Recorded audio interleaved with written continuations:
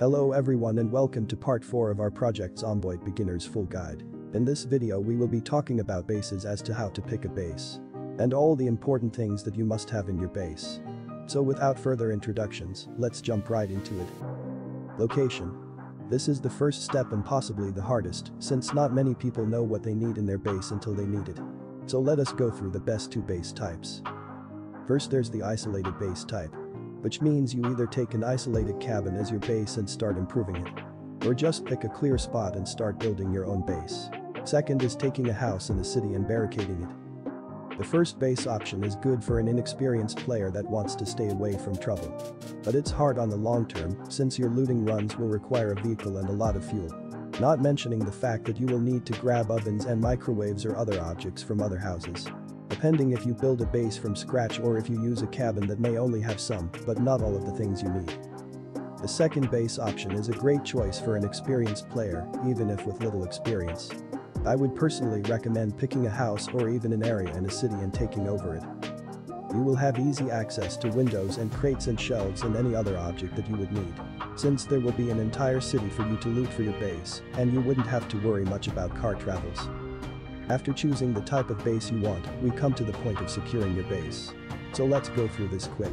Simply barricading your windows and doors doesn't mean you secured your base. In order to have a secure base, you need strong walls that zombies can't simply knock down. So to make it easier, choose a base that already has wall around it that you just need to improve rather than start from scratch. If you have to start from scratch, then it's probably best to use a log wall around your base and weld your windows shut with metal plates once able to. And make sure there's an escape exit for you assuming the zombies find a way inside your base. After securing your base, you need to start worrying about food and water. Let us first discuss water, since you will need it to sterilize your bandages and clean yourself and plant and many other things. It depends on your base type, of course, if it's near water that can be boiled and used and so on. For the short term, you can leave buckets out in the open in order to get rainwater that can be boiled and used. But for the long term, you will need to have a source of water that doesn't require you to always be working for it, which is by building rain catchers. At level 4 carpentry you can build small ones, and at level 7 you can build big barrels. And to be able to use it through your water sink, you just need to place the rain catchers one level above your water sink. And this can be done even in bases built from scratch. And now onto food. Surely having a base in a city will help with this, since you will be able to store food in your base easily. But since cities eventually will be looted and dried up, trapping is optional, but farming is your best friend. For that you need a shovel or trowel, and a water can, or any water container. And you will need soil. This is where a big base comes in handy. If you don't have a big base, then you can plant indoors, recommending the top floor of the building, in order for the rain to water the plants to make it a lot easier for you. If that's not an option, then you can just water the plants yourself. Keep in mind that potato has the longest lifespan, but if you use the hydrocraft mod, then it's better to plant fruits and turn the fruit into juice, which gives it infinite lifespan. After having secured food and water, you need to cook. It's better to eat cooked food, since most canned food will make your character gain weight fast.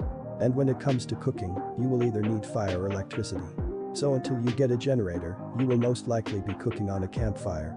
Other options are like antique ovens and propane barbecue, but these are not ideal. So stick with campfires until you get a generator in base and be able to use ovens and microwaves. As we noticed earlier, we need electricity for more than just lights. We need it for cooking as well as preserving our cooked food. So we can get electricity running again by putting a generator in our base and reading the generator magazine. Also make sure to have a generator placed at a gas station in order to be able to get and stack up on fuel for your base. The tools that you would constantly need in the base are the following. An axe, and it can be crafted as well as found. You will need it for chopping trees, to get logs to start fire or barricade or upgrade your base. After that comes the saw, which is the primary tool to turn logs into planks. Next is the hammer, which can also be crafted, and you will need the hammer nearly for everything in the base.